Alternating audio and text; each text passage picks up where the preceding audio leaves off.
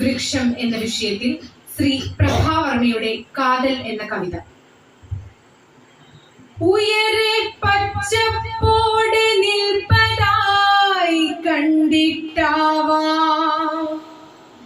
അഥവാ തണൽ കുളിരേറ്റു നിൽക്കയാലാവാ, വെറുതെ തോന്നി നിനക്കതു വെട്ടുവാൻ, കാതൽ കടഞ്ഞു കസേര തീർത്തിടുവാൻ, അതിൽ ചാരി സുഖമായുറങ്ങുവാൻ. അതു തന്നെ ചെയ്തു നീ അതിൽ നിന്നൊഴിഞ്ഞു നിന്നിടുവാൻ നിനക്കാമോ? അങ്ങനെ കസേരയിൽ ചാഞ്ഞുറങ്ങിടും നേരം എന്തിതു വെയിൽ കാറ്റോ വീശുന്നു, കാണെ കാണെ കരിവാളിക്കുന്നല്ലോ നിൻമുഖം.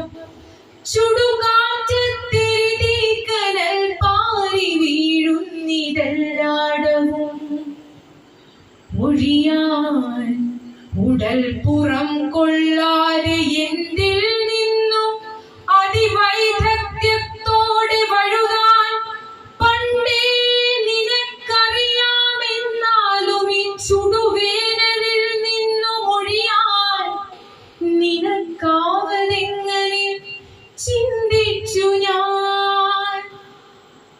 ഒരു വേള നീ പശ്ചാത്തപിക്കയാവാം, തണൽ പകർന്ന മരം വെട്ടിയിട്ടതിന്നവിവേകക്കനലിൽ മനസാക്ഷി നീറുകയാവാമെന്നു വെറുതെ നിനച്ചു.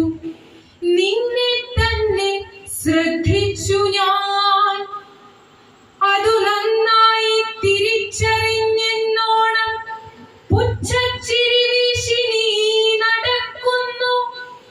പാഴ്മരങ്ങൾ തൻ നിബിഡ വനമൊന്നു നീ വളർത്തുന്നുണ്ടങ്ങ് എന്നറിയാനായി എനിക്കിത്ര നേരവും. സത്യം എന്തൊരു തലയെടുപ്പാണ് പാഴ്മരങ്ങൾക്ക്, ഇന്നെന്തൊരു സുരക്ഷിത ബോധമാണ്.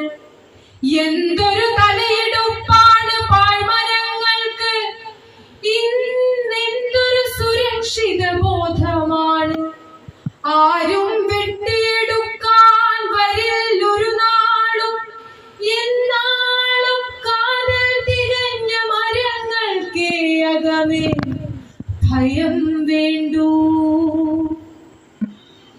ചുടുകാറ്റിലെന്നുടലെരിയുന്നുവോ, മരത്തണലിൽ പൊട്ടി പൊട്ടി നീ ചിരിക്കുന്നു.